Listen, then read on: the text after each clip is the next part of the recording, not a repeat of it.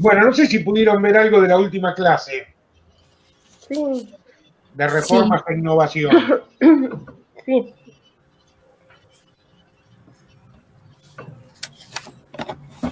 Este es un tema que incluimos en la cursada, aunque en realidad no, digamos, yo lo considero como tema importante y principal dentro de lo que es política educativa, aunque es un tema que muchas veces se trabaja poco, digamos, se trabaja poco por ahí pensado así en términos más conceptuales. Nosotros solemos hacer muchos análisis sobre los procesos de reforma en sí mismos, sobre todo la reforma de los años 90, de la cual hablamos y mucho, pero pocas veces se lo toma de manera más conceptual el tema, por lo menos en lo que es las carreras docentes.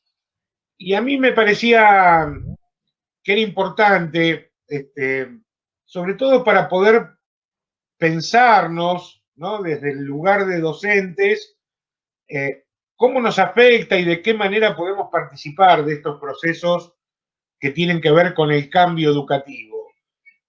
Hay algo que, digamos, más o menos todos estamos de acuerdo y que es que la educación tiene que ser mejor de lo que es. Más allá de la valoración que podamos hacer de cómo está la educación hoy en este momento, porque aunque la educación fuera muy buena, digamos, esto siempre estamos pensando en que la educación tiene que mejorar, ¿no? Y que siempre tiene que ser lo mejor posible. Ahora, para poder mejorar la educación, claramente necesita siempre introducir cambios, introducir modificaciones, básicamente porque lo que va cambiando es la sociedad y la educación como parte de ese proceso social también tiene que ir encontrando, bueno, sus formas y sus adaptaciones a esos cambios sociales. Eh, a mí hay una imagen que me gustaba mucho, que no me acuerdo quién lo dijo alguna vez, pero decía algo así como que si un maestro de hace 100 años entrara a un aula, sobre todo pensaba en la escuela primaria, entrar a una escuela primaria, a un aula, no encontraría tantas diferencias, decían, con el aula de hace 100 años atrás, ¿no? Los chicos sentados todos en fila, con su guardapolvo blanco, estudiando de los mismos libros o los mismos manuales. Bueno, no son los mismos, claramente, pero esa idea que domina bastante dentro del sistema educativo, por supuesto, si la contrastamos con la realidad, también vamos a decir que los chicos y chicas que hoy están en las aulas no tienen nada que ver con los chicos y chicas que estaban hace 100 años atrás. Sin embargo, hay una cuestión de formas, de estructuras, que parece que en la educación es como que perduran, ¿no? Como que son difíciles de cambiar. De hecho, seguimos teniendo las aulas, seguimos teniendo los bancos, a veces acomodamos los bancos de otra manera para que parezca o intentando hacer algo distinto, pero la realidad es que siguen siendo las mismas aulas, los mismos bancos, en otros materiales quizás, en algún momento eran de madera, hoy, bueno, tenemos combinaciones de madera con metal, bueno, han ido cambiando algunas tecnologías, pero claramente a veces la educación tiende a ser un poco conservadora en ese sentido, ¿no? Pero bueno, más allá de eso, la cuestión del cambio, de cómo nos paramos nosotros ante el cambio social y sobre todo cómo es posible producir el cambio, porque a veces eh, la pregunta para mí central es si se pueden producir los cambios o no, o si los cambios son algo externo a los grupos humanos digamos, y se dan solos, ¿no? Se dan naturalmente, digo entre comillas. Bueno, hay un sentido común que medianamente piensa que los cambios se van dando solos, que se producen en algún tipo de esfera en la cual nosotros no tenemos participación. Hay otras teorías, algunas más cercanas a la forma de pensar que tenemos nosotros, es que justamente los cambios los producimos a medida que vamos actuando, ¿no? A medida que vamos desarrollando nuestra actividad dentro de un medio social. Y entonces, si queremos mejorar la educación, bueno, tenemos que propiciar cambios. Y un poco la gran pregunta es, ¿cómo se generan estos cambios? ¿De dónde vienen? ¿Cómo se gestan? ¿Cómo nacen? ¿Cómo se desarrollan? De ahí que esta discusión, si se quiere, o estas dos grandes posiciones que tienen que ver, por un lado, con la idea de la reforma, esto de una decisión política que intenta cambiar todo y hacer todo nuevo, versus una idea de innovación en la cual desde las aulas y desde las escuelas se planifican y se producen cambios, digamos, son como dos grandes estrategias, ¿no? Una estrategia que viene de arriba hacia abajo, la reforma, y una estrategia que viene de abajo hacia arriba, la innovación. Y esta es como una gran discusión que se da dentro de las teorías pedagógicas, las teorías de las organizaciones, y que todavía, digamos, de alguna manera sigue sin resolverse demasiado. Sin embargo, nosotros como docentes nos encontramos en el medio de esto.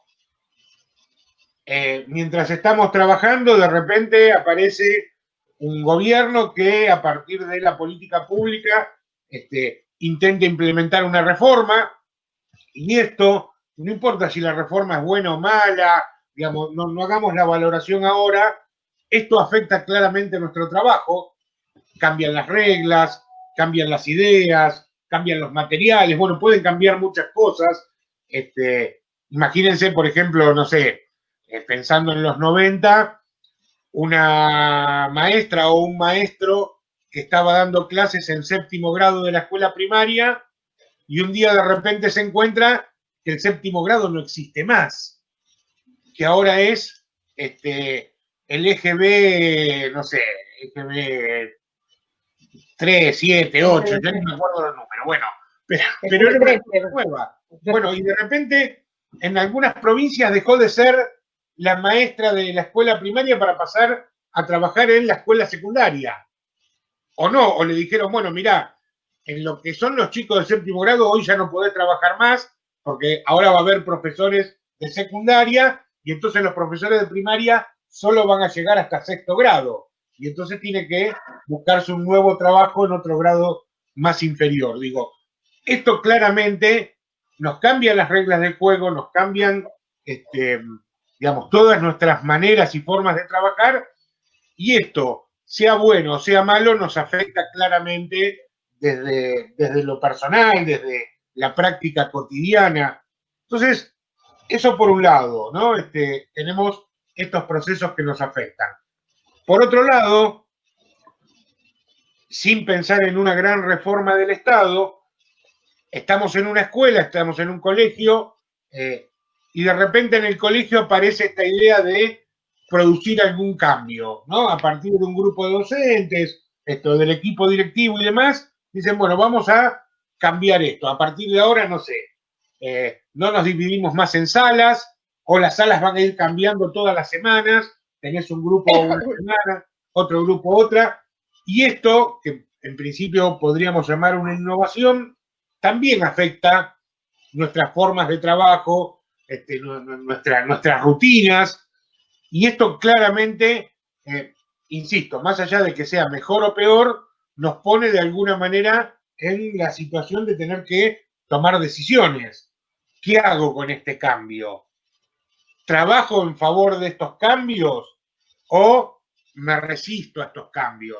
¿No? Porque, digamos, los docentes claramente tienen ciertos márgenes a la hora de actuar.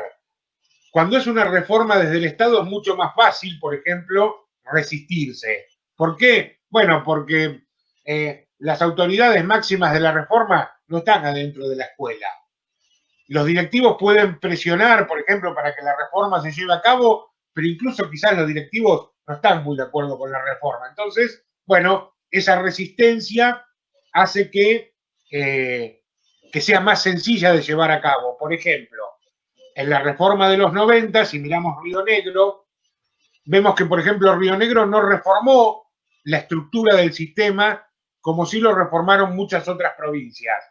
Nunca existió el eje B y el polimodal en Río Negro, sino que teniendo la escuela primaria y la escuela secundaria. Mientras que la gran mayoría de las provincias, Chubut sería el caso, digamos, vecino, donde sí se reformó, y por eso hoy tenemos una secundaria de 6 años y una primaria de 6 años, mientras que en Río Negro tenemos 7 años de primaria y 5 de secundaria. Entonces, fíjense que ahí ya no es solo la resistencia del docente, sino en este caso hubo una resistencia de toda la provincia, incluso de las autoridades provinciales, para decir, nosotros esto no lo cambiamos, ¿no? Bueno, esto es por un lado, entonces, los docentes nos podemos resistir. Ahora, si la innovación, si es un cambio que está proponiendo la escuela, digamos, y hay un grupo convencido dentro de la escuela de que hay que hacer este cambio, bueno, ahí es más difícil la resistencia. ¿Por qué? Bueno, porque los promotores, las promotoras del cambio son nuestros propios compañeros de trabajo, la gente que vemos todos los días. Y lo más probable es que... O los estudiantes, las y los estudiantes. Sí, eso es cierto. Pasa que, digamos, sería más fácil ignorar a los estudiantes. A ver, si los estudiantes proponen un cambio, el docente puede ignorarlos. ¿Durante cuánto tiempo y qué beneficio le trae? No, eso es otro tema. Pero... Te decían respecto a ponerle a esto, que parece que la sociedad política va a veces, aunque puede venir una reforma desde arriba, la sociedad política va corriendo atrás de algo que ya introduce, se introduce en la estructura. Ponele, vos hablas en la clase mucho de las TIC y en la escuela hay una resistencia que los estudiantes usen los teléfonos, pero ya es un hecho, así que tienen que adoptarlo. Bien. Bueno, está bueno. Ahí, digamos, ahí, por ejemplo, esa es una discusión interesante, porque fíjense que lo que no hay ahí es planificación. ¿Qué sucede con esto del celular adentro del aula? Digamos, yo trabajé en muchas escuelas distintas, ¿no? Y en cada escuela se planteaban situaciones distintas. En algunas se prohibía el uso de celulares, en otras se permitía, en otros se permitía durante un rato y después durante otro rato se les sacaba. Digo, se planteaban diferentes soluciones, pero claramente esto era un cambio, la aparición del teléfono celular y el uso masivo de celulares por parte de jóvenes y niñas fue creciendo cada vez más y la escuela no planificó nada con respecto a eso. Entonces, por momentos intentó prohibirlo, por momentos intenta o nada, o baja los brazos porque se da cuenta que no lo puede prohibir, entonces deja que pase, pero ahí, en ese caso, un proceso de cambio planificado o de innovación, bueno, sería que los docentes, junto con los estudiantes, pudieran pensar de qué manera ese celular que ahora aparece adentro del aula puede ser incluido dentro del proyecto educativo, ¿no? Es decir, de qué manera nos manejamos, pero no solo por una cuestión de convivencia, sino también por cuestiones pedagógicas. Entonces, ahí de repente lo que aparece es la necesidad de la innovación. Y está bueno de pensar esto de que las innovaciones, digamos, para que tengan, digamos, una concepción más rica y más interesante, no solo puede ser, o no solo debería ser la idea de un grupo de docentes. Haceme el mate.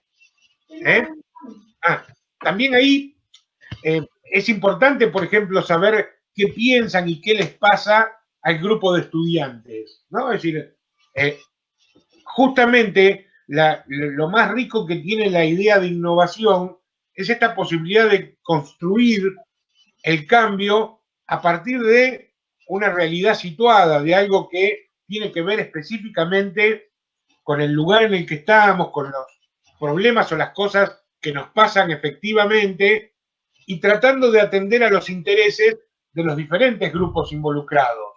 Ahí podemos estar hablando de diferentes grupos docentes, de grupos no docentes que participan dentro de la escuela, de los diferentes grupos de estudiantes. Entonces, digamos, la idea de construir innovación educativa, de alguna manera se puede pensar como este camino de construcción más colectiva, más participativa, más democrática, digamos, que lo que puede proporcionar una reforma impuesta desde arriba, porque aquellos que imponen desde arriba una reforma claramente no conocen las particularidades de cada región, de cada escuela, de cada institución, de cada comunidad educativa, digamos, y muchas veces por eso las reformas naufragan, ¿no? Naufragan por la ineficacia, naufragan por la falta de consenso y de participación, sobre todo de los docentes. Y a mí acá es lo que por ahí sobre esto me quería parar yo, ¿no? Para que pudiéramos pensar. No hay cambio educativo, no hay cambio educativo. Esta es una hipótesis que yo planteo. No hay cambio educativo posible sin el compromiso y la participación de los docentes. Digamos, esta es la hipótesis general que a mí me guía en la idea del cambio educativo. Que no hay cambio educativo posible, bueno, malo, no importa. No hay cambio educativo posible sin la participación y el compromiso de los docentes. No estoy diciendo que los docentes son los únicos actores del cambio, pero claramente son fundamentales. Si los docentes, si las docentes están en contra de ese cambio no se va a implementar nunca, más allá de que sea bueno o malo. Puede existir la mejor idea, puede estar la mejor intención en el medio, pueden aparecer los mejores recursos, pero si los docentes no están convencidos, si los docentes no se comprometen con ese cambio nunca va a llegar a ser efectivo en las aulas. ¿Por qué? Y bueno, porque en buena medida lo que termina pasando adentro del aula es, digamos, aquello que se construye entre la intención docente y lo que pasa con sus estudiantes. Por eso la idea de innovación plantea, de alguna manera, la participación activa del docente en la construcción de la idea. Y si el docente participa en la construcción de la idea, es mucho más probable que pueda compartirla y pueda comprometerse con ella. Si yo tengo una idea y digo, para cambiar la educación tenemos que hacer esto, nos ponemos de acuerdo en el grupo de docentes y decimos, vamos a llevarlo a la práctica, bueno, si no me comprometo yo con esa propia idea que tuvimos, bueno, ya no te comprometes con nada. Pero me parece que esto es central, digamos, y contra esto, es que han chocado muchas veces las políticas educativas. Muchas veces se construye política educativa sin mirar, sin entender, sin saber qué es lo que pasa por la cabeza de aquellos que protagonizan el hecho educativo. Yo me estoy centrando sobre todo en los docentes, pero también podemos pensar en los estudiantes, no importa. Pero para el trabajo docente esto es fundamental. Cuando las administraciones quieren creer, digamos, la idea más tecnocrática, quieren creer que el docente solamente es un facilitador, un vehículo que traduce el saber experto adentro del aula, van directo al fracaso. ¿Por qué? Porque el docente es un actor político, la educación es un acto político, y aquello que el docente se propone dentro del aula es lo que finalmente puede llegar a pasar. Y entonces, por más que a mí me impongan un currículum, por más que a mí me impongan determinado tipo de prácticas, si no las comparto, si no las siento, si no puedo comprometerme con ellas, difícilmente eso pueda tener impacto adentro del aula. ¿Qué les parece? Profe, Sí, hola. Ah, se escucha. Tengo el micrófono apagado, ¿se escucha todo? sí, es raro, es cierto que figura apagado. Claro, porque recién le decía a la nena que me prepare el mate y lo tengo apagado. No, no, sí, se necesita el compromiso docente y aparte se necesita esto de la circulación de las ideas. Bueno, vos nos pusiste un video que está fabuloso, cómo aparecen las buenas ideas. Y Sí, claro, aparecen desde compartir, pero sí, hay que comprometerse con una reforma cuando consideramos que es buena. claro, esa es O la sea, otra que gran idea, ¿no? consideramos que puede ser efectiva, que tiene un fin Sí, pedagógico, que es para construir algo mejor. sí, sí, creo que la otra gran idea, digamos, me parece dentro de este tema tiene que ver justamente con eso, ¿no? Con la idea de que el cambio no se produce de manera individual o aislada. Yo puedo tener muy buenas ideas y puedo, digamos, llevar a mis aulas, a mis clases, todas unas ideas súper innovadoras, súper interesantes, que están buenísimas.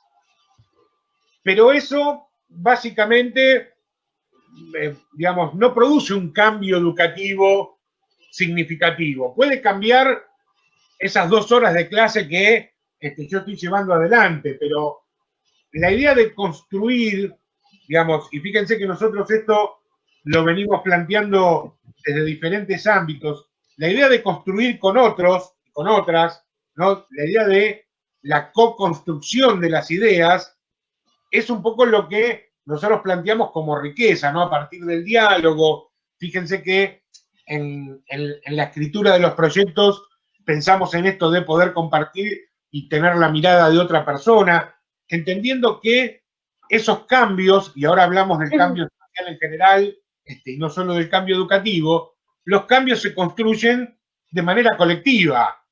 Yo pasaba el martes por Bolsón, que tuve que ir a hacer un trámite, y entonces encuentro en una esquina a un montón de compañeras y compañeros de ATE, donde seguramente estaba Sandrita ahí agitando la masa, y lo que está haciendo es una construcción colectiva, que es demandante, que es desgastante, pero entendiendo que la única forma de mejorar, en este caso, sus condiciones de trabajo, es cuando se juntan las compañeras y los compañeros, digamos, construyen ideas juntos y pelean por esas ideas. ¿Por qué? Porque si Sandrita fuera sola a hablar con su jefe y el otro compañero va también solo a hablar con su jefe, bueno, seguramente no conseguirían nada. Ahora, se juntan todos en la esquina, se ponen de acuerdo, discuten, se pelean, pero llegan a algún tipo de acuerdo y después todos juntos van y dicen, esto es lo que nosotros queremos, esto es lo que nosotros necesitamos, esto es lo que nosotros merecemos. Bueno, Aparte hay una pluralidad de aportes por en supuesto, consenso. Profe, exacto, escúchame, te porque hago una consulta. sí, Disculpa, voy a salir de acá porque yo silencio el micrófono porque a veces los nenes gritan. Voy a salir y voy a entrar desde el teléfono dale, para que funcione bien, ¿viste? dale, dale, dale, Bueno, ahí entro. dale. Entonces, me parece que esta idea de lo colectivo, de la construcción colectiva, también es muy importante, ¿no? Pensar que la construcción de esos cambios, digamos, no se puede, primero no se puede hacer de manera aislada porque ninguna y ninguno de nosotros tiene la fuerza suficiente para producir los cambios. Pero además, la idea propia, la idea personal, siempre es una idea pobre al lado de una idea construida entre diferentes personas. Y decimos pobre en este sentido, porque solo tiene mi mirada, solo tiene mis sesgos. Y el compartir esas ideas con otras personas es donde aparecen otras miradas, otras ideas, otras, eh, otras inquietudes, ¿no? Entonces, me parece que ese video de Steven Johnson, donde habla de el encuentro de corazonadas, ¿no? Donde bueno, uno tiene una idea que le está dando vueltas ahí en la cabeza y entonces hay otro que tiene otra idea que anda también rondando por ahí. De repente, ninguna de las dos ideas funciona del todo, pero de repente, cuando se encuentran, cuando logran eh, construirse de manera conjunta, bueno, ahí aparecen de repente algunas soluciones, ahí aparecen, me parece que en ese sentido está buena la idea de Steven Johnson. Y un poco, por eso yo decía, es un poco el núcleo para pensarnos como docentes, ¿no? Eh, en nuestra carrera docente en general aparece mucho de esto. Ideas nuevas todo el tiempo. Modas pedagógicas aparecen todos los días. Y nosotras y nosotros tenemos que tener ciertos criterios, ciertos conocimientos para saber en qué lugar poner las energías. Hay un texto, creo que es de Antonio Bolívar, que se llama algo así como ¿Dónde poner los esfuerzos de mejora?, que está citado en el texto. Y a mí me gusta mucho ese título porque entiendo que no podemos poner toda nuestra energía en todo lo que aparece, ¿no? Porque uno tiene una energía limitada, somos personas limitadas. No podemos derramar atención y esfuerzo en toda cosa que aparece porque, bueno, claramente nos quedamos en el camino.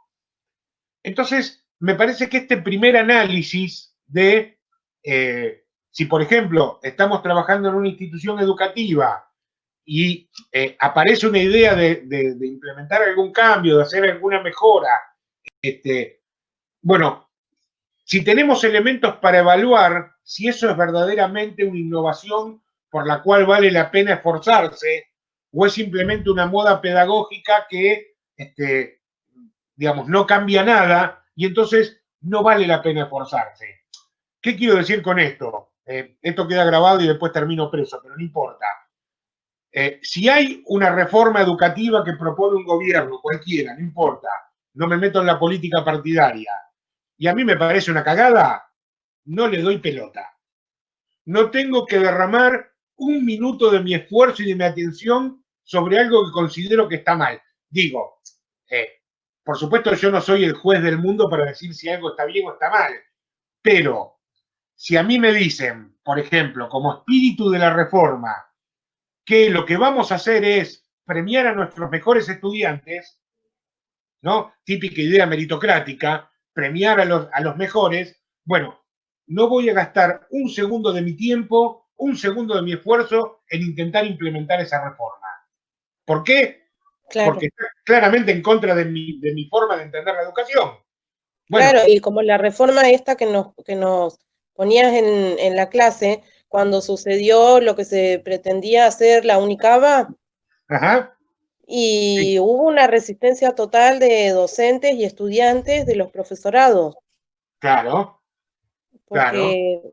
Sí, no tan solo, bueno, también la Escuela de Futuro, me acuerdo que había estado, el gobierno de Cambiemos había llevado, le habían hecho una entrevista, aparte los medios de comunicación estaban generando toda una construcción de sentido común, y habían invitado a Cris Morena, que hablaba de una nueva escuela, bueno, tenía un nombre, y proponía que los chicos vayan que no eran estudiantes, eran participantes, era todo por investigación, iban a tener docentes que no eran docentes, sino casi coordinadores, acompañantes en esta investigación, y ella proponía hacer 2 escuelas, una en un galpón en un lugar donde condiciones económicas medianas, bajas, ahí habían contratado un galpón, y después otra de las escuelas iba a ser en un barrio top, esa iba a ser arancelada o pagada, y es como que se iba a subsidiar a la otra. Sí, uno era un desastre, pero los estudiantes no eran estudiantes, sino participantes, eran cualquier cosa. Sí, sí. Y aparte también que no tiene ninguna autoridad pedagógica, ni es docente, Cris Morena, ni nada, viene del palo del cine. Sí, del entretenimiento. Sí, Recordemos el que en un entretenimiento. momento, cuando estuvo un tanto virulento la cuestión de los paros docentes, habían salido con esta idea de que fueran, digamos, que los cargos que los docentes no estaban cubriendo porque estaban de paro fueran tomados por voluntarios, Sí, voluntarias, sí, ¿no? voluntario. Como si el lugar del docente, en este caso, no fuera importante en el sistema educativo. Bueno, a eso es a lo que yo me refiero a cuando uno encuentra que hay principios éticos, pedagógicos, filosóficos, con los cuales uno no está de acuerdo, bueno, uno no debería perder el tiempo es más, no solo no tiene que perder el tiempo y la energía en tratar de llevar eso adelante, sino que muchas veces tiene que hacer lo que pasó en ese momento, que es llamar a la resistencia, ¿no? Y la resistencia activa. En el caso de la reforma de escuelas del futuro y demás, bueno, los estudiantes tomaron las escuelas, los docentes fueron al paro, se levantaron todos los institutos de formación docente y no solo los docentes, sino los estudiantes de esos profesorados. ¿Por qué? Porque las implicancias Pero, que tenía esa profe, reforma, sí. profe, ahí es como que hay un vacío grande que deja el tema de la descentralización en Uh -huh, cuanto a los derechos. sí, claro. Porque que deja este vacío porque ¿cómo puede ser posible que a una provincia, a un lugar, se le ocurra plantear una reforma así tan descabellada? Que quita derechos, no solo porque se iba a reducir la capacidad de cupo laboral para docentes, sino porque los estudiantes de los profesorados iban a quedar sin un lugar cercano para estudiar y qué sé yo. Esas cosas, o sea, es como una contradicción que hay entre el derecho y la facultad que tiene la descentralización de hacer lo que quiera. No Claro, pasa que deberían, eso respondía a un plan general, digamos, si bien se implementaba en Buenos Aires, porque la ciudad de Buenos Aires claramente es el distrito más rico, el más pequeño, digamos, tiene algunas características particulares, además, que es gobernado por esa alianza de gobierno de hace muchos años. claro, pero Ese, falta una ley fundamental. claro, bueno, de hecho, no tenemos hoy, pues sí, en realidad sí tenemos una ley de educación superior, que es la del año 95, que desde hace 20 años se dice que hay que reformarla y todavía nunca se reformó. Pero acá hay un modelo, digamos, hay un modelo que tiene que ver con un modelo que se da en otros países. Por ejemplo, si uno va a Francia, en Francia hay creo que 20 o 28 lugares donde se estudian en todo Francia para docencia. Nosotros en Argentina tenemos cerca de 1.300, ¿no? Es decir, eh, desde cierto discurso de calidad educativa, lo que se sostiene es que no hay forma de que 1.300 institutos de formación docente funcionen bien. Y que eso hace que en algunos institutos o en muchos de esos institutos la formación que se le da a los docentes es bastante mala. Y déjenme decir algo, en buena medida tienen razón. Hay algunos institutos de formación docente que claramente no cumplen con las condiciones mínimas para formar buenos docentes. Y déjenme decir otra cosa más. La mayoría de esos institutos, que podríamos decir son bastante malos, no son del Estado, son los privados. Pero bueno, esos son comentarios aparte.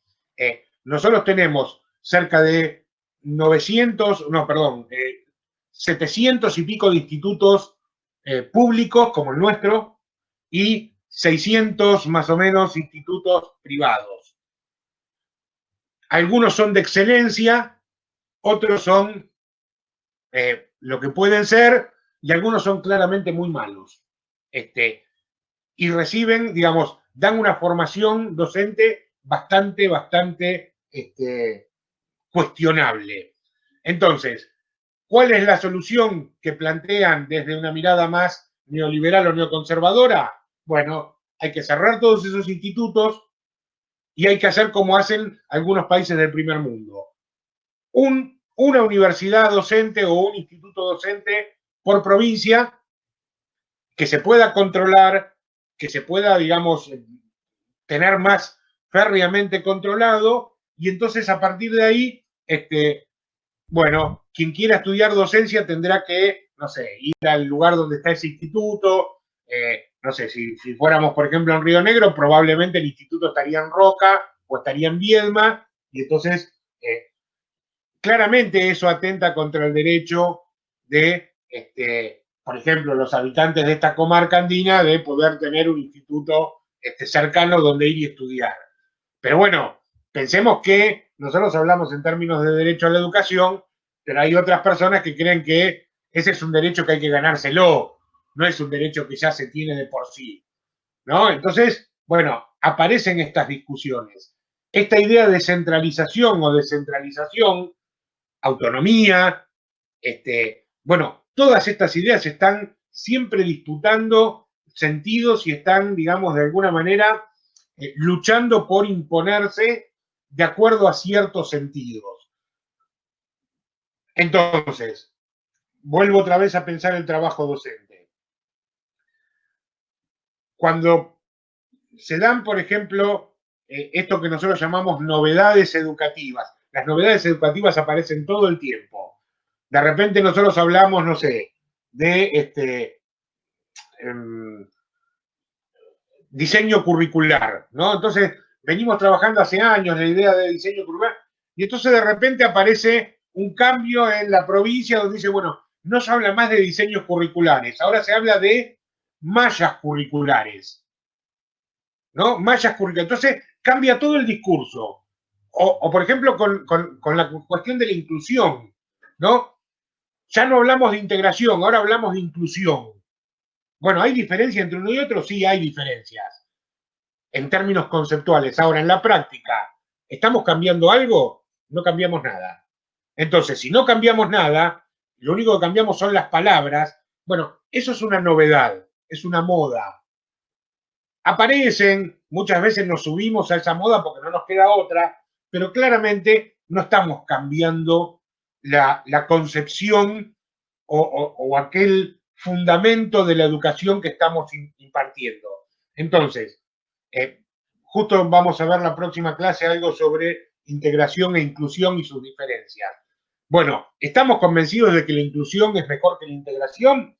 Bueno, sí, estamos convencidos. Ahora, no alcanza con cambiar las palabras. Tenemos que cambiar la práctica para que deje de ser una integración y pase a ser una inclusión.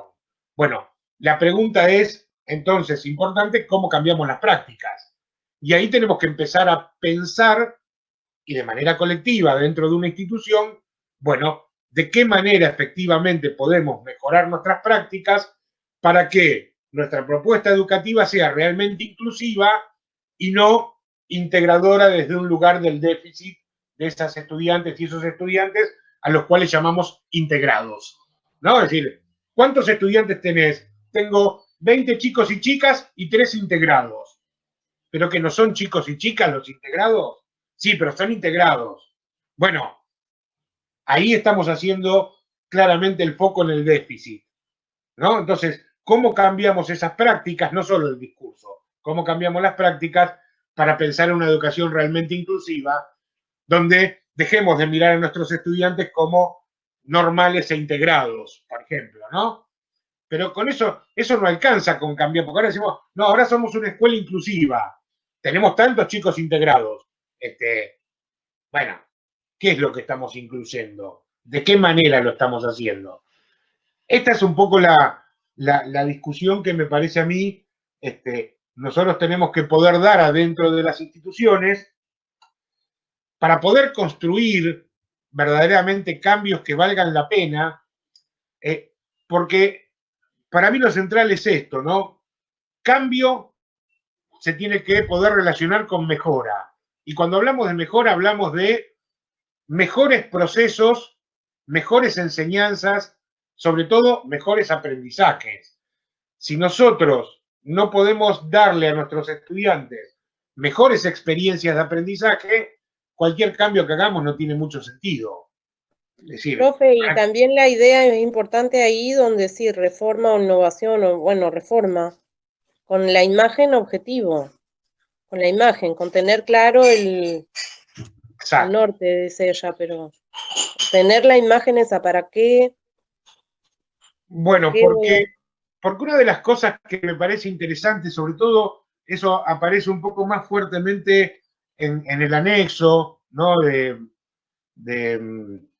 de la clase, hay que entender que el futuro es algo incierto, ¿no? Esto de la incertidumbre en la cual vivimos, este, esto es algo que se tiene que poder tomar en cuenta en la planificación, porque cuando uno planifica, pareciera que lo que está haciendo es armar una serie de pasos, ¿no? Como un manual sobre cómo hacer las cosas para llegar a ese objetivo o a esa imagen objetivo que vos estabas planteando, ¿no? ¿Cuál es nuestro deseo? Bueno, nuestro deseo es una escuela donde todas las niñas y niños sean iguales, que tengan oportunidad de aprender todo aquello que quieran aprender, que puedan desarrollar su curiosidad, que aprendan a empatizar con las otras personas, que aprendan el diálogo, que aprendan a compartir. Bueno, tenemos esta gran imagen objetivo. Decimos, bueno, ¿qué vamos a hacer para que esto suceda? Y armamos un plan. Pero resulta que cuando empezamos a desarrollar el plan, las cosas no siempre salen como fueron planeadas, ¿no? Es más, lo más probable que por impericia nuestra, por nuestras propias equivocaciones o por las malas implementaciones que podamos hacer de ese plan o por la mala concepción del plan mismo, porque nadie elabora el plan perfecto, bueno, de repente nos damos cuenta que, y para eso es la evaluación continua, nos damos cuenta que en vez de acercarnos a la imagen objetivo, nos estamos alejando. Entonces, eso nos obliga a volver a replantear, bueno, a ver, queríamos ir hacia el norte, pero estamos yendo hacia el oeste. ¿Cómo reformulamos? ¿Qué podemos cambiar de esto que venimos haciendo para acercarnos un poco mejor a esta imagen objetivo, este gran, si quieren llamarlo incluso utopía, a la cual nos queríamos dirigir? Entonces, acá aparece esta idea entonces de que como vivimos en una sociedad y la sociedad es una sociedad política, la educación es un acto político, hay diferentes intereses, hay diferentes conflictos y esto nos obliga todo el tiempo a tener que estar pensando y repensando aquello que llevamos a la práctica. Por eso, esta idea que tomábamos en otra clase de la reflexión continua sobre la práctica, sobre aquello que hacemos y dejamos de hacer, o aquello que sucede con esto que hicimos, porque yo llevé toda una planificación espectacular para aprender determinada cosa y resulta que no funcionó, y entonces ahora tengo que volver a pensar cómo logro que mis estudiantes puedan hacer un proceso de aprendizaje en ese sentido, pero lo tengo que hacer desde otro lugar, porque eso que planteé no, o me equivoqué cuando lo planteé, o por ahí no me equivoqué, pero no era lo que esos estudiantes y esas estudiantes necesitaban, ¿no? De repente, no sé, por decir algo, a veces está desubicado, uno está desubicado, ¿no? Fue a plantear, no sé, en una escuela rural, donde su universo tiene que ver con la tierra, fue a plantear todo con ejemplos de la ciudad, por decir algo, ¿no? Imagínense que están parados en un semáforo y los chicos nunca vieron un semáforo. No se pueden imaginar estar parados en un semáforo cuando viven en caminos de tierra donde pasa un auto cada muerte de obispo. Entonces, digo, esto de poder situarse, contextualizarse en el lugar donde uno está trabajando, con la gente que uno está trabajando, nos obliga a pensar los cambios y las transformaciones de manera absolutamente situada. ¿Qué quiero decir con esto? Tengo una colega que trabaja, no sé, en Córdoba, y me dice, mira, yo estoy dando política educativa y no sabés lo bien que me va con esto que estoy haciendo acá, allá. Y le digo, a ver, pasame, está buenísimo. Entonces yo agarro y vengo con eso y se los tiro a mis estudiantes en el Bolsón. Bueno, pero mis estudiantes en el Bolsón no son iguales a los de Córdoba. En algunas cosas puede ser, en otras no. ¿Qué tengo que hacer yo? Porque la idea de mi compañera está buenísima. Pero ¿qué tengo que decir? Ah, no, pero en Bolsón no sirve. No, por ahí pueda servir, pero tengo que hacer un esfuerzo por recontextualizar esa propuesta. Entonces, no sé, si el ejemplo era estar parado en un semáforo, pero trabajo en la escuela rural, el ejemplo será, imagínense que van a cruzar por el camino, pero justo está viniendo el rebaño de ovejas, ¿no? Y entonces eso sí, para los chicos tiene significado, porque cuando pasan las ovejas hay que estar esperando un rato hasta que pase todo el grupo para después poder cruzar. Digo, no sé, quería trabajar la paciencia. Bueno, en el campo la trabajo con las ovejas.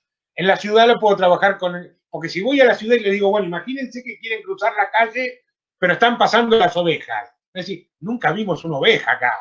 Las dibujamos, las vimos en la tele, pero por mi barrio las ovejas no pasan. Bueno, esto que yo estoy explicando así muy burdamente, me parece que tiene que ver con lo que es poder planificar de manera situada, ¿no? Hay un autor chileno que murió hace unos años, fue funcionario del gobierno de Salvador Allende, y él acuñó esta idea de lo que se llama la planificación estratégica situacional. Planificación estratégica situacional.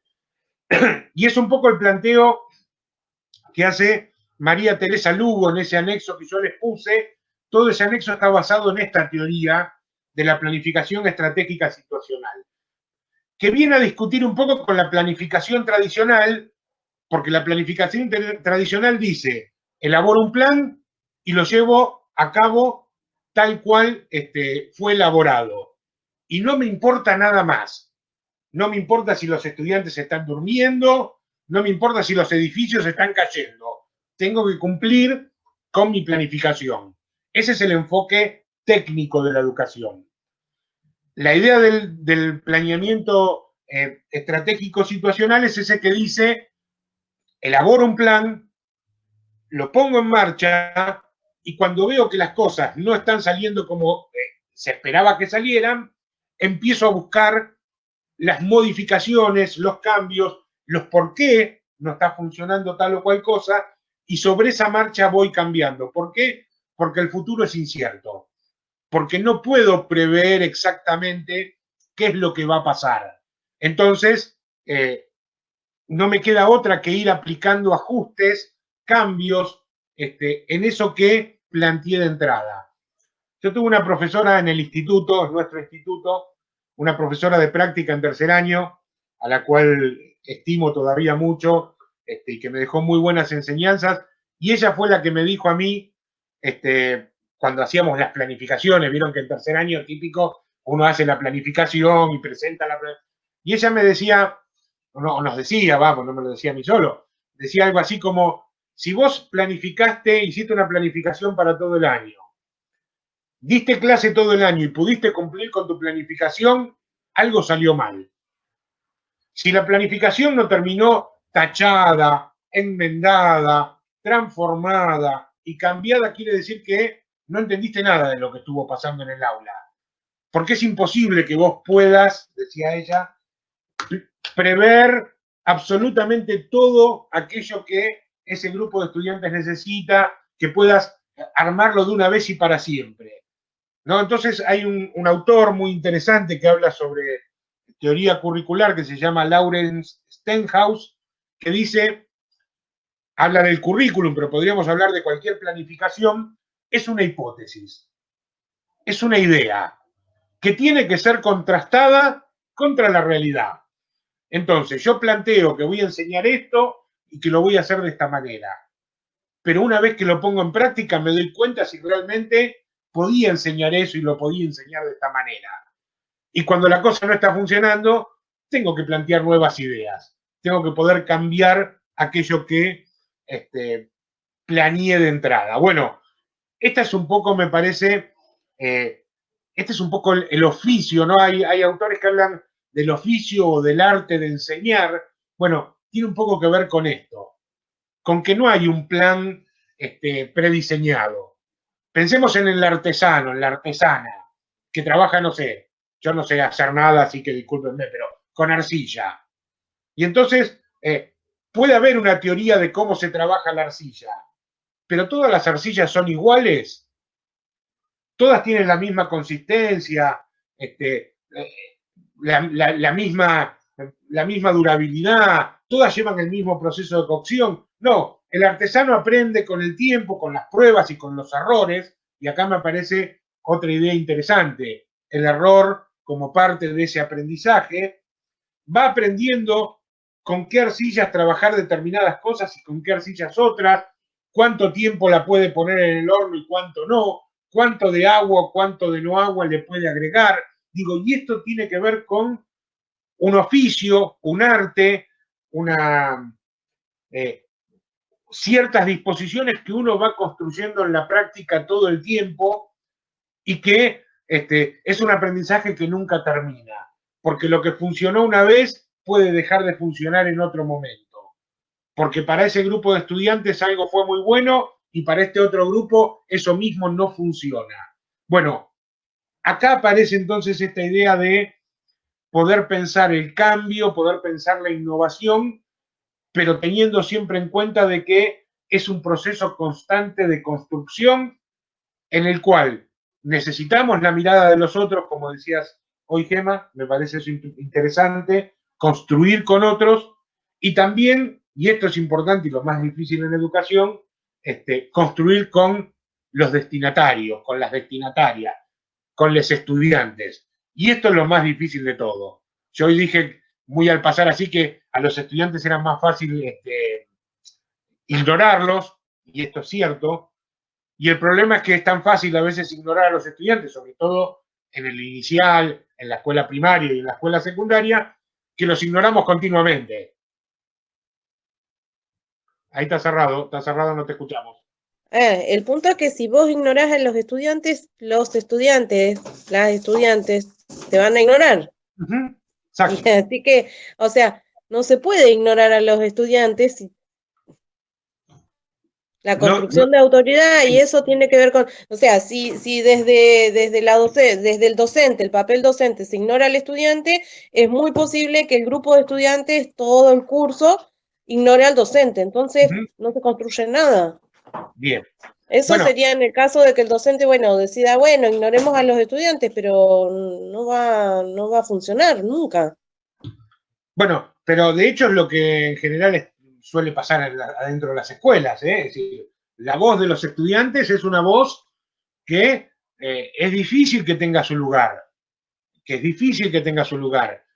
porque la voz de los estudiantes muchas veces nos interpela, y construir este posicionamiento ético, político y pedagógico en el cual el docente acepta que puede estar equivocado, bueno, esto es algo que venimos trabajando las últimas décadas, que todavía no lo hemos hecho carne, ¿eh?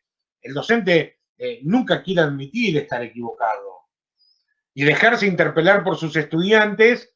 Es decir, los docentes no se quieren dejar interpelar por sus directores, por sus directoras y por sus compañeros, mucho menos por sus estudiantes. Esto es en general lo que pasa. Y por eso muchas veces aparece esta desconexión entre lo que el docente y la docente lleva al aula y lo que los estudiantes están esperando. ¿Por qué? Bueno, porque la mayor parte de las veces los docentes no nos enteramos qué es lo que están necesitando o qué es lo que les está pasando a ese grupo de estudiantes que tenemos enfrente. Porque bueno, hacer lugar a esa palabra es una actitud que lleva tiempo, que lleva esfuerzo, que trae temores, que trae interpelaciones, y bueno, es algo que hay que construir. Pero, ¿no? Profe, igual hay una cierta cosa que no hay una obligatoriedad del tema de planificaciones, de presentaciones de esto. No. De presentaciones de planificaciones anuales, de planificaciones para cursos. Está buenísima la autonomía, pero si o sea, tiene que haber autonomía, pero en las escuelas, o sea, si hay una buena verticalidad en cuanto al directivo y qué sé yo, o sea, me parece, yo lo vivo más que nada como mamá de 3 niñas que estudian. Al no haber al ser tan endeble la autoridad que se ejerce desde las direcciones hacia el grupo de docentes, pasa esto, pero vos decís, sí, un docente, si no reconoce la mirada de los estudiantes, qué sé yo, no lo van a reconocer a él. Les pasa que hay docentes que no les interesa. Total, o sea, es un trabajo y está bien, es un trabajo, pero no les interesa la construcción esta con los estudiantes y no tiene ninguna sanción el hecho de no presentar planificaciones, de llegar al aula, entrar y decir, bueno, hoy qué quieren hacer, no hagamos nada, o capaz una estupidez lo que estoy diciendo, pero yo lo vivo como No, madre. pero El hecho de que los docentes están en el aula y no tienen marcado, te aparecen un día con un tema, el otro día con algo que está desconectado. ¿Y quién los controla? Se bueno, tienen que autocontrolar. El punto es ese, que nadie se autocontrola, se autoexige. No digo que nadie, pero que muchos no se autoexigen nada. Van, bueno, cumplen las horitas y vuelven. estoy absolutamente de acuerdo, pero yo quiero que tomes en cuenta esto. Porque vos decís falta autoridad y falta control. Muchas veces quienes ejercen la autoridad y quienes son el control, a veces son peores que esos docentes. No sé si me explico. Entonces, claramente este es uno de los grandes problemas que tiene el sistema educativo, la No docencia sé, en pero general. pará, profe, yo me acuerdo que que un punto de las quejas de una reforma era el tema que se iba a exigir a docentes que rindan algunos exámenes y qué sé yo, ¿te acordás? Sí, Bueno, esto fue algo que generó una tensión total, fue terrible. sí, Por lo visto terminó en que no se rindió ningún examen. No te digo que el docente tenga que estar rindiendo un examen anual, pero te digo que después, ¿quién controla que el docente está capacitado para enseñarle al estudiante para construir con el estudiante sí. conocimiento, no Bueno, transmitir ni para construir? pero ¿Quién lo a ver, controla? ahí está el gran problema. ¿Por qué digo esto? No, yo diría que no es un problema de control y no es un problema de examinación, básicamente porque los lugares donde hay control y donde se le toman examen a los docentes, la educación es tan mala como la nuestra. Es decir, esto no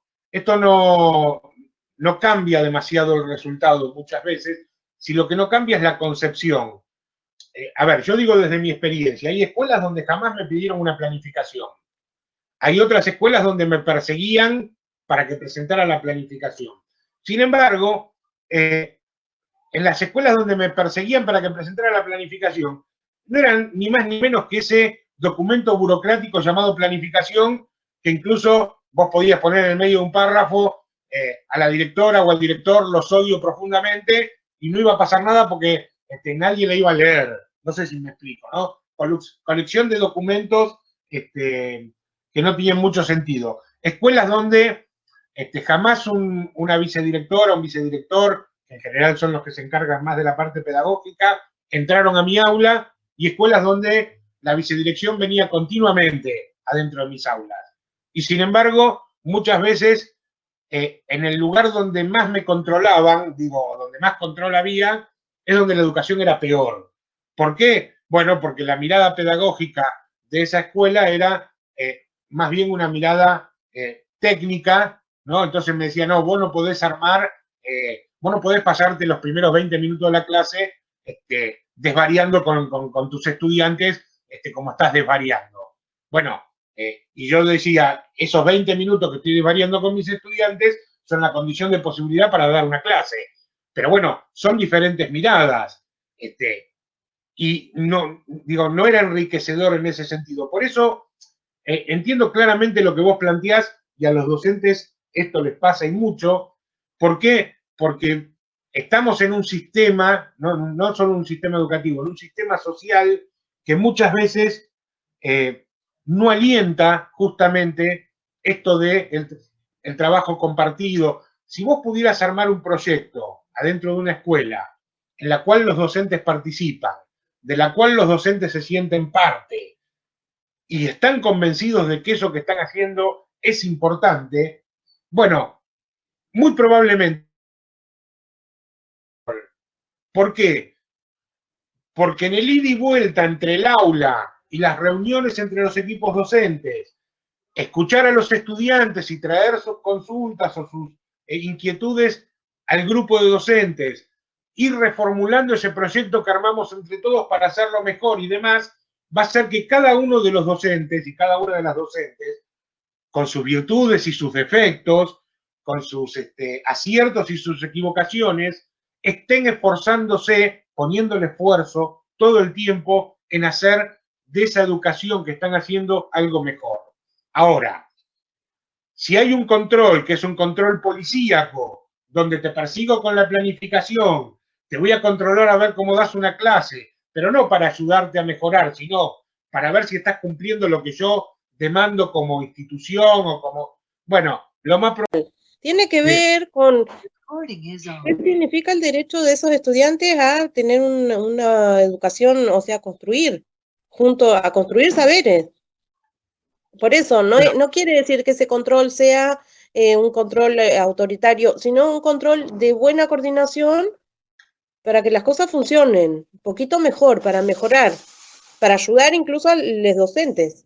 Sí, sí, por eso digo, en eso estamos de acuerdo. Y esto es lo que me parece a mí posibilita el trabajo compartido.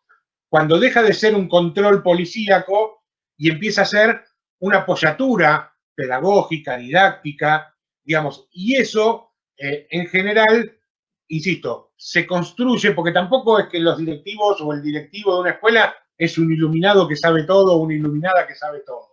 Por eso digo que eso se construye de manera colectiva. Y donde uno ve que las instituciones Pero hay funcionan, muchos actores, no es solo directivos, hay directivos, preceptores, los de apoyo pedagógico, hay muchos. O sea, el control tiene que ser, porque si no, igual, o sea, porque las diferencias estas que vos decís que hay de una escuela a otra. ¡Pará, hijo!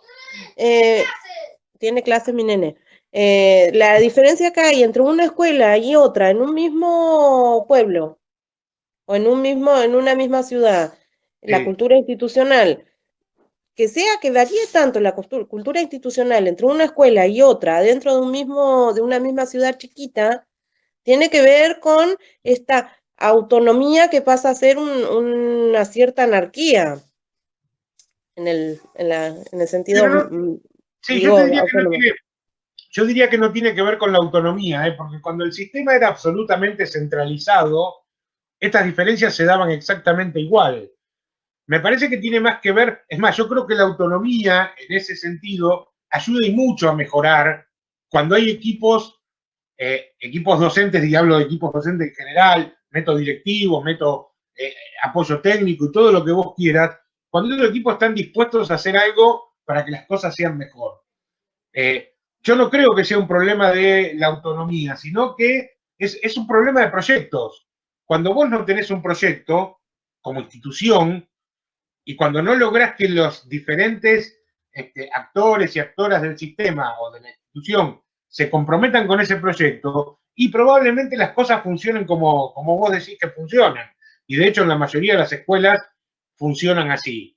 Porque además después habría un montón de otras cuestiones para poder pensar y para poder ver por qué esto pasa como pasa. Ahí estaba viendo la pregunta que hace en el chat Lucía, y preguntaba así, esto de si actualmente cuando una persona toma un cargo de docencia, se le exige la parte pedagógica y didáctica, o tener el profesorado, ¿no? Esto sucede mucho más en la escuela secundaria, y ella daba el ejemplo, ¿no? De que en la escuela secundaria tuvo muchos profesores y profesoras que no eran docentes, sino que eran, bueno, personas que tenían algún conocimiento específico, podía ser un título universitario o lo que fuera, y están adentro del sistema educativo dando clases. Bueno, esto ha sucedido históricamente y sobre todo en los lugares del interior, justamente porque la cantidad de docentes no alcanzan para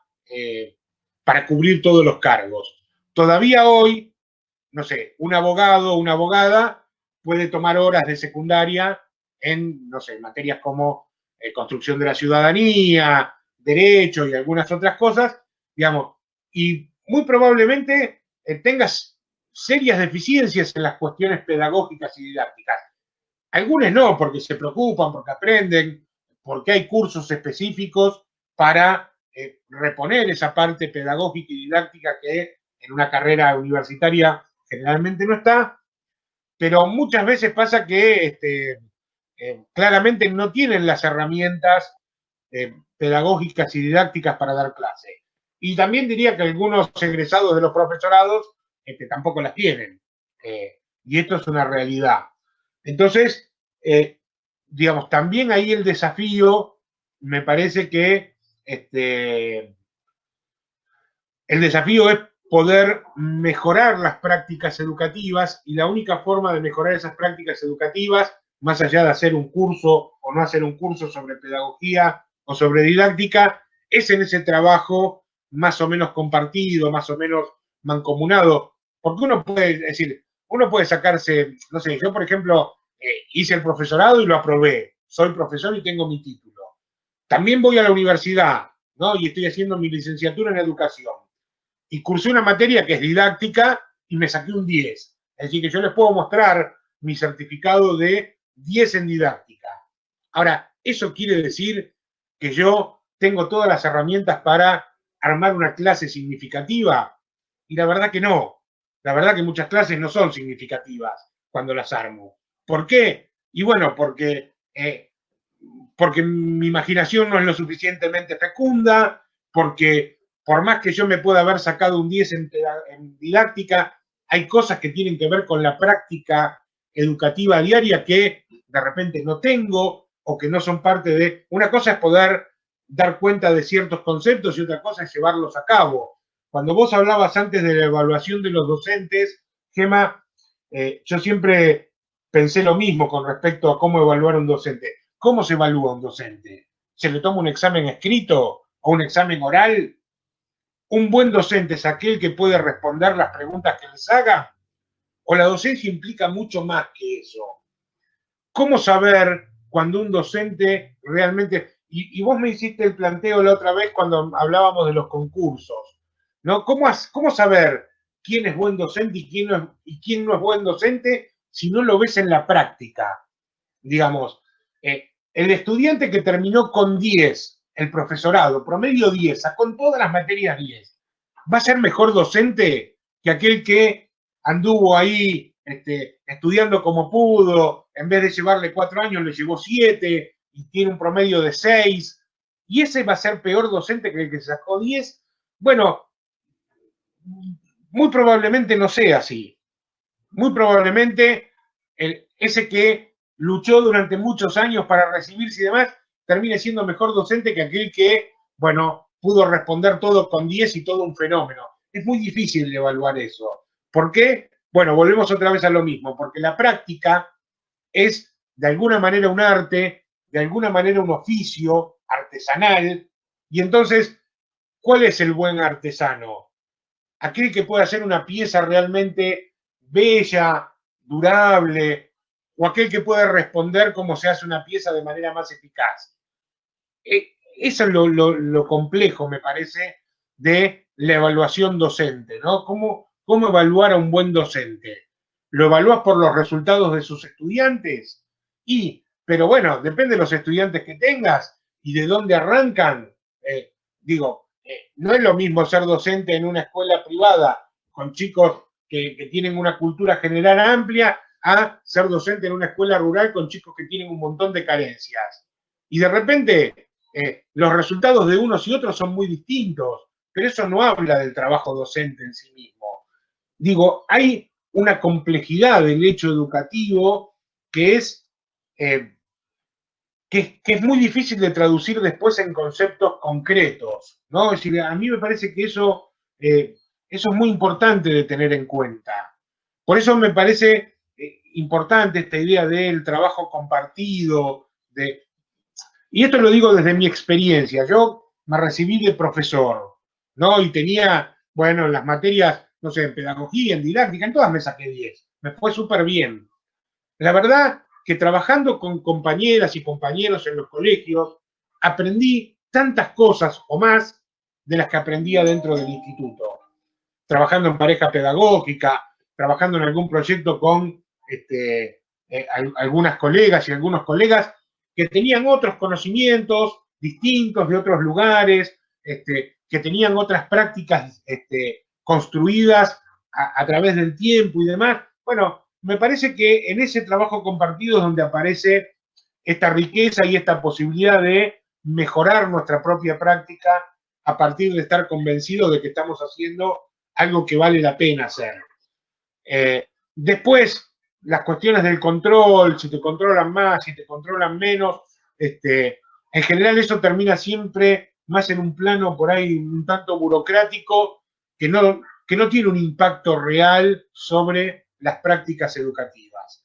Ahora, por todo lo que vos comentabas desde tu lugar de madre y viendo lo que pasa con tus hijos en las escuelas, es que decimos que hay que transformar la educación. Y hay una pequeña frase, y esto me parecía interesante, que está puesto en la clase, que es de dos autores norteamericanos, Fulham y Hargreaves, y ellos dicen algo que a mí me pareció fantástico. Dice, para pensar en las reformas, en la innovación, en el cambio educativo, hay que tener en cuenta, dice, el momento en el cual están los docentes. Y acá hablamos de cada una y cada uno de los docentes. Ellos hacen, por supuesto, eso está resumido en una frase, ellos tienen varias páginas escritas al respecto, ¿no? Ellos dicen, bueno, ¿qué pasa con el docente que está al final de su carrera, ¿no? Y depende del tipo de carrera que haya llevado dentro de la educación, qué tipo de actitudes tiene para con el cambio. ¿Qué pasa con los estudiantes, con los docentes que están en la mitad de su carrera? Es decir, aquellos que tienen un montón de experiencia, pero que todavía no se le quemó la cabeza, por ejemplo. Y también se pregunta, y esta pregunta me parece que es la más importante para nosotros, ¿qué pasa con esas docentes y esos docentes que son noveles, que están empezando su carrera y tienen que luchar, además, con las relaciones de poder que se dan adentro de las instituciones, con el resto del equipo docente? La semana pasada habíamos propuesto un video de Santos Guerra donde él habla de estas cosas, ¿no?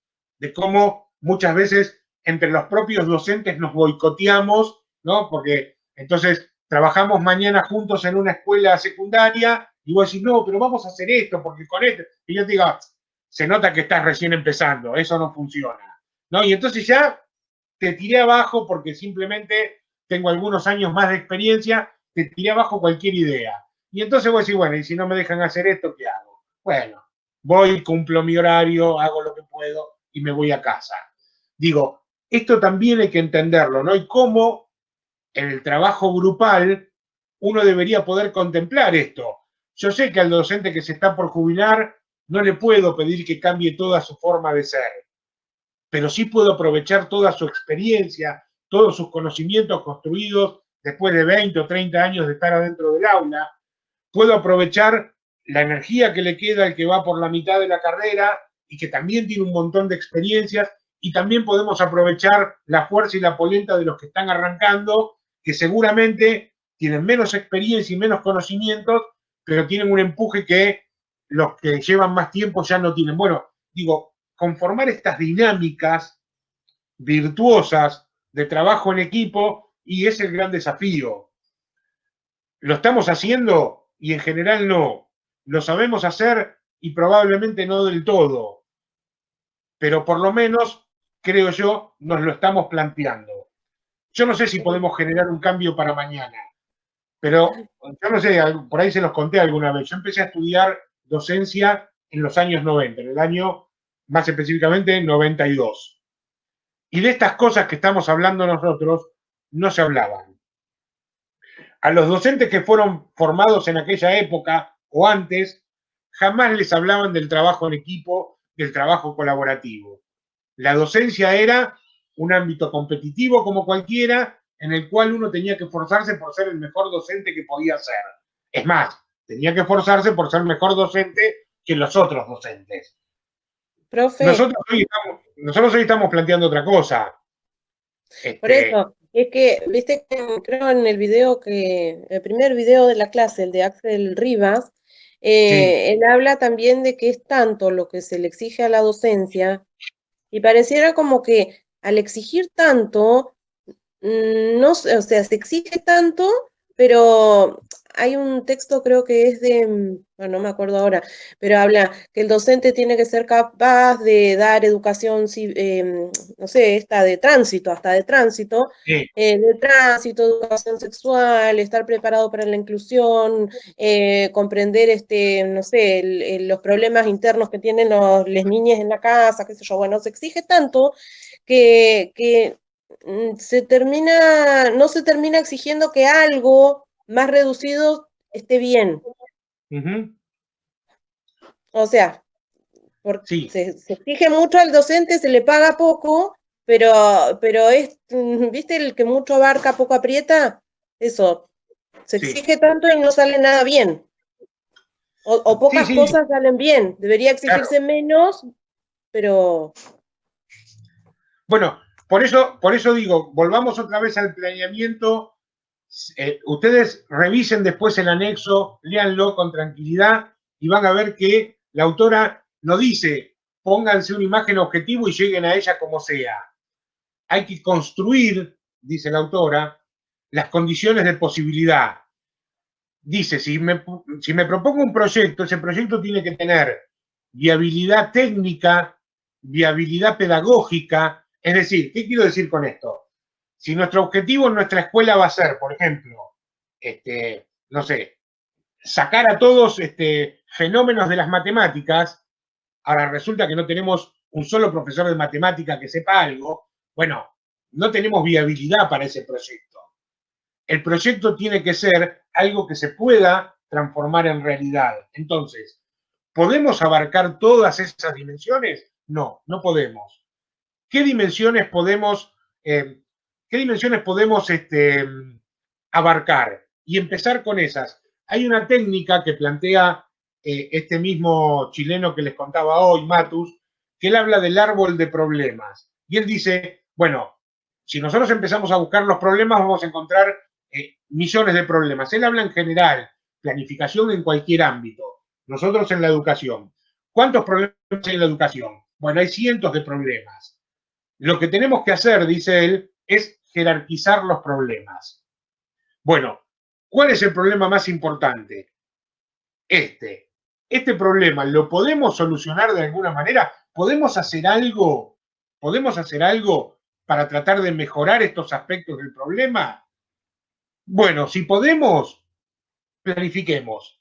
Ahora, ¿qué necesitamos para mejorar este problema? ¿Vale la pena todo el esfuerzo que hay que poner para mejorar este problema? ¿Vale la pena todo el esfuerzo que hay que hacer, todos los recursos que hay que destinar para mejorar este problema en relación a los resultados esperados? Bueno, si la respuesta es sí, le metemos cuerpo. Si la respuesta es no, digo, y esto fíjense qué importante que es sincerarse con el grupo mismo. Si hay un problema que no podemos solucionar, será momento de decir, en este momento no podemos, y vayamos por aquellos problemas que sí se pueden solucionar. Digo, esta cuota de realidad, esta cuota de sinceramiento, es importante porque si no, es como que queremos cambiar el mundo y sus contornos cuando ni siquiera podemos cambiar la realidad de nuestra casa. Digo, yo quiero arreglar el mundo y sus contornos, quiero mejorar las relaciones sociales en Marte, pero resulta que no puedo tener una charla con mi hijo.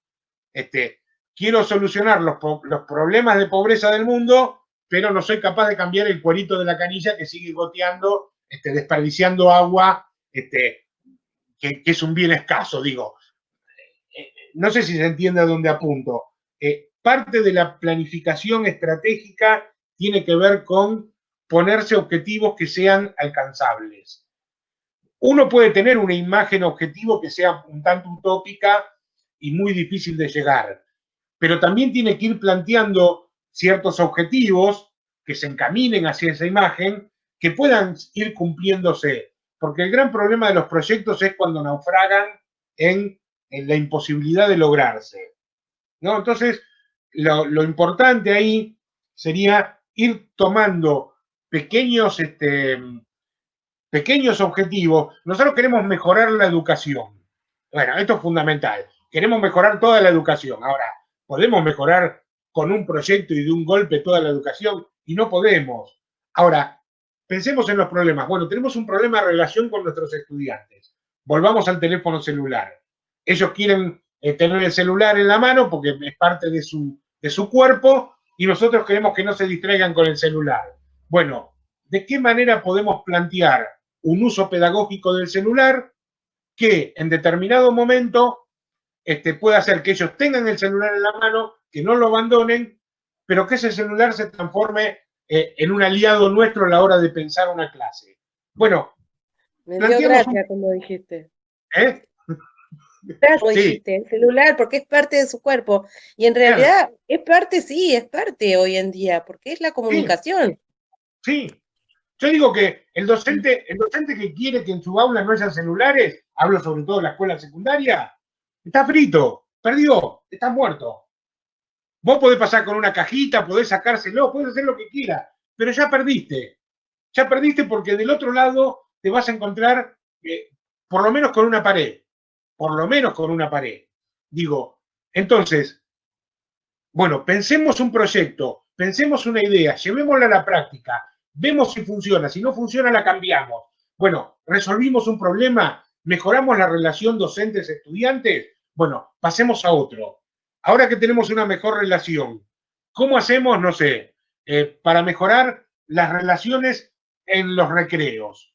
Tenemos conflictos todos los días. Bueno, ¿qué podemos hacer? Pensemos una idea. Digo, no sé si me explico, nuestra imagen objetivo es mejorar la educación. Tenemos ciertas ideas de cómo es una educación mejor. Ahora, ¿podemos cambiar todo junto y de repente? Y no podemos, pero construyamos. Y que de repente digo, pues esto me pasó a mí, ¿eh? Cuando yo empecé a dar clase, veía un estudiante con el celular y se me erizaba la piel, me ponía loco, decía, hijo de puta, escúchame, te estoy hablando a vos. Y no podía entenderlo. Eh, y de repente, en una de las escuelas donde trabajaba, una docente vino con esta idea de si en vez de prohibir el celular le buscamos la vuelta y probamos varias cosas. Yo estaba absolutamente en contra, quiero decirlo. Yo decía no, y es no, y es no, y es no. Pero bueno, como todos medio acordaron esto, me tuve que subir al tren porque si no quedaba solo. Y la verdad que para mí, finalmente, ese desafío fue interesante. Y logré tener mejor comunicación con mis estudiantes al no tener que empezar todas las clases prohibiendo el uso del celular. Lo cual era una pared, porque yo lograba que no tuvieran el celular en la mano, pero lo que no lograba es que me escucharan lo mismo, porque en vez de perder su vista en el celular, la perdían en alguna grieta de la pared o en la ventana, ¿no? Se escapaban mentalmente por donde se les ocurría. Entonces, bueno, digo, a veces uno va aprendiendo, entonces, y esto no está en las clases de didáctica. Digamos, yo acá no les puedo venir a dar una receta de qué hacer con los celulares o de qué hacer para que los chicos y las chicas no se peleen. Digo, no hay una receta para esto. Hay ideas para poner en práctica, hay hipótesis, en cada grupo funcionará de una forma o de otra, pero para esto tenemos que hacer el esfuerzo y sobre todo si el esfuerzo es colectivo, es mucho mejor, ¿no? Porque después los estudiantes también esto lo toman enseguida. Ah, porque con un docente podemos y con otro no, ¿no? Es decir, ¿por qué un docente dice que no se puede tener el celular y otro docente dice, chicos, saquen los celulares? Bueno, ahí me parece que esto de tener proyectos compartidos, de tener ideas que se puedan, digamos, de alguna manera socializar y que incluso esto después termina siendo, por ejemplo, parte de las normas de convivencia. Bueno, unas normas de convivencia además construidas no desde lo que el docente pretende, sino también desde el interés de los estudiantes. Bueno, eso va siendo un proyecto más compartido, más democrático y que de repente puede ir en función de mejorar esa educación que pretendíamos mejorar. Pero digo, ¿es fácil? No es fácil. Se van a encontrar en las escuelas con docentes que los van a mirar con cara rara, y sí, se van a encontrar, porque insisto, muchos docentes vienen formados de la prehistoria, como nos formamos nosotros. Y la mayoría todavía no se dio cuenta de que estábamos equivocados. Muchos no se dieron cuenta de que estábamos equivocados. Pero la ventaja es que dentro de 20 años, cuando ustedes sean las docentes y los docentes veteranos que están terminando su carrera, ustedes van a ser un lugar a lo nuevo, seguramente, que no estamos haciendo nosotros hoy todavía. ¿Me explico? Es decir, me parece que si apostamos a que esto de que generación tras generación, incluso generación tras generación de docentes, van a ser mejores y no van a ser peores, ¿no? Porque esta es la mirada a veces clásica. La vieja maestra normal, como mi mamá, cree que los docentes que estamos formando hoy son unas ineptas y unos ineptos que no sirven para nada. Nosotros estamos convencidos que los docentes que estamos formando hoy van a ser mejores docentes de lo que somos nosotros.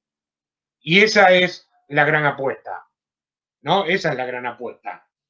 Pero bueno, es fácil y no es fácil. Esa es básicamente la complejidad del acto educativo, ¿no? Lo complejo de la educación pasa por ahí. Bueno, insisto, hay mucho para pensar. Todos decimos que hay que cambiar la educación, ninguno tiene la respuesta de cómo. Pero quizás la podemos construir adentro de las escuelas, ¿no? A mí me gusta pensar en este sentido que la escuela es la unidad de cambio. No soy yo sola, yo solo adentro del aula, y tampoco es un cambio que viene impuesto desde arriba. Es un cambio que construimos dentro de las escuelas y que después se puede ir replicando en otras escuelas con la debida contextualización, ¿no? Es decir, a veces hay escuelas que de por sí tienen mayores capacidades, mejores condiciones para hacer estos buenos cambios, y hay otras escuelas que de repente no tienen esa originalidad, pero sí pueden ir tomando y retraduciendo estos cambios favorables para hacer mejores también sus instituciones. Entonces, bueno, me parece que un poco esta ecología de innovación de la que habla Rivas es algo que se puede lograr, que se puede dar en tanto y en cuanto nosotros como docentes, estemos convencidos y nos comprometamos a tratar de hacer que las cosas sean mejores. Todo el resto, zaraza. Pueden traer mejores diseños curriculares, pueden traer mejores computadoras, pueden traer lo que quieran, pero nada va a cambiar la educación si las docentes y los docentes no se convencen y no se comprometen con esos cambios que hay que hacer para que las cosas sean mejor. Después hay que encontrar los caminos. Para eso no tengo solución. Para eso no, digamos, no tengo el manual de explicaciones, lo perdí, no lo encuentro más, no sé dónde está. Hay que construirlas.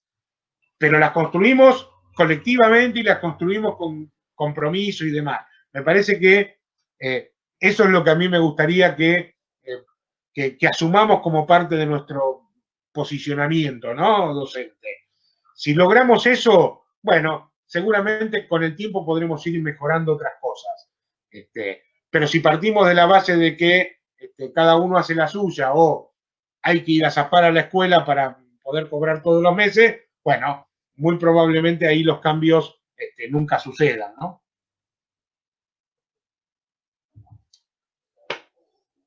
Bueno, gente, les recuerdo que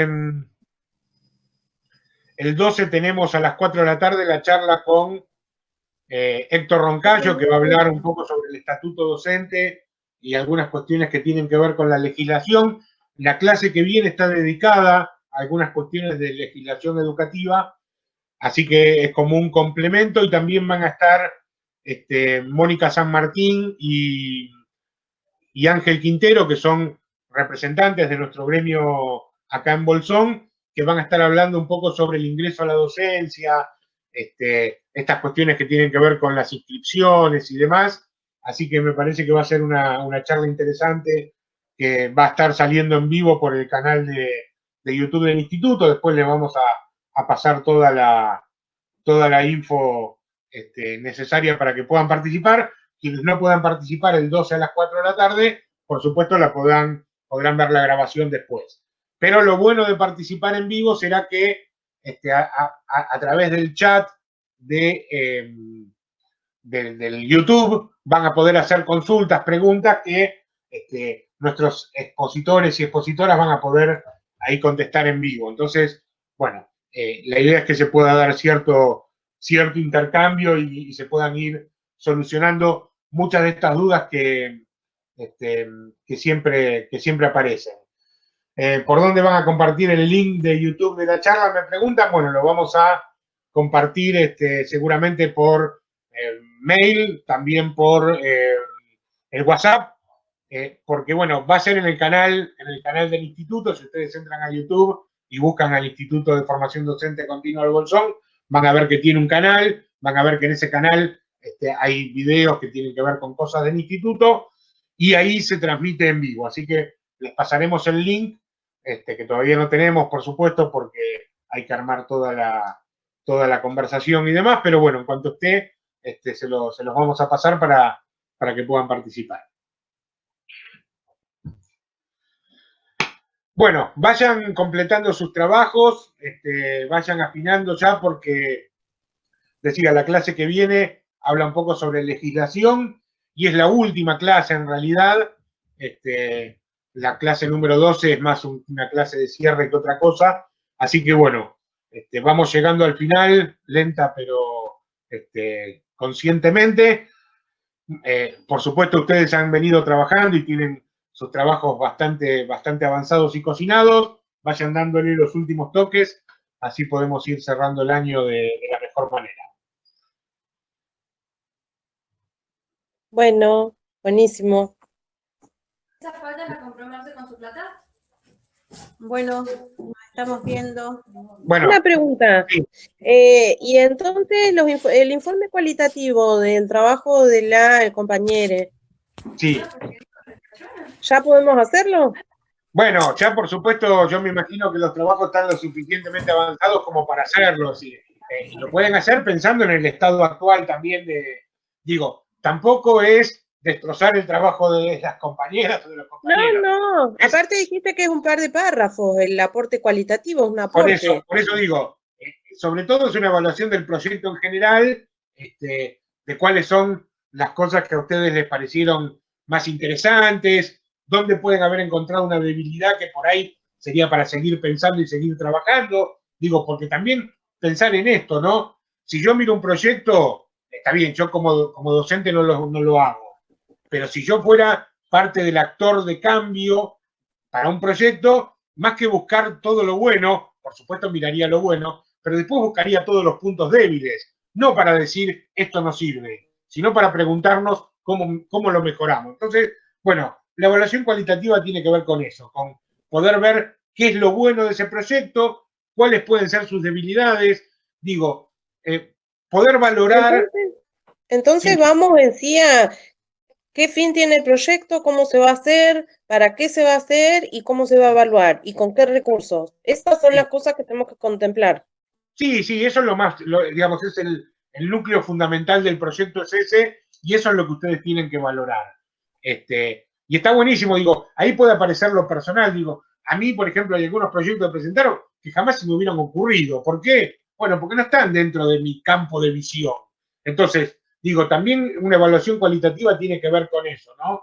Con qué buena esta idea que nunca se me hubiera ocurrido, y a partir de esto también se me ocurren pensar otras cosas, ¿no? Es decir, me parece que ¿qué nos pasa con este proyecto? Eso tiene que ver también, ¿no? Por eso digo, una evaluación que sea realmente rica en términos de qué es lo que aparece de bueno y de novedoso, cuáles podrían ser, de repente, si es que a uno se le ocurren, cuáles podrían ser las debilidades, cuál es la importancia que nosotros le damos a ese tema, si nos parece muy importante o no nos parece tan importante. Digo, estas evaluaciones, insisto, no tienen que ver con sobre todo destrozar o enaltecer lo que hizo el otro, sino también, bueno, ver qué nos pasa a nosotros con eso que el otro trabajó. Así que sí, eso lo pueden ir haciendo también ya sin ningún inconveniente. Insisto, vamos a tener, calculo yo, hasta el 24 más o menos, 24 de noviembre para hacer la presentación. El 27 nosotros tenemos que entregar el cierre, pero bueno, ya lo pueden ir dándole las puntadas finales, porque insisto, en términos de clases nos queda una que sobre todo tiene que ver con un poco de legislación educativa, y ahí vamos a tratar de ver algunas leyes que nos afectan en el trabajo docente, sobre todo para nosotros las más importantes, la que tiene que ver con la inclusión, lo que tiene que ver con la ESI, lo que tiene que ver con la Ley de Protección Integral de Derechos, digo, algunas legislaciones que van por ese lado, porque después las otras leyes más concretas que hacen al trabajo docente las van a trabajar los expositores en esta charla del 12. Así que, donde se va a hablar del estatuto y algunas cuestiones que tienen más que ver con la legislación práctica y más específica que tiene que ver básicamente con la provincia, ¿no? Es decir, tenemos leyes muy generales, como la ley de educación o la ley de ESI, pero después tenemos leyes muy particulares, como el estatuto docente del docente de Río Negro, que es para el de Río Negro, y si trabajamos en Chubut, tenemos que ir a leer el estatuto del docente de Chubut, que es parecido pero es distinto. Bueno, esas son más específicas y tienen que ver, bueno, con la situación laboral más concreta, ¿no? Así que bueno, les dejo un fuerte abrazo, un fuerte saludo, espero que anden bien y cualquier duda o consulta, gritan. Chao, compas, profe. Cuídense.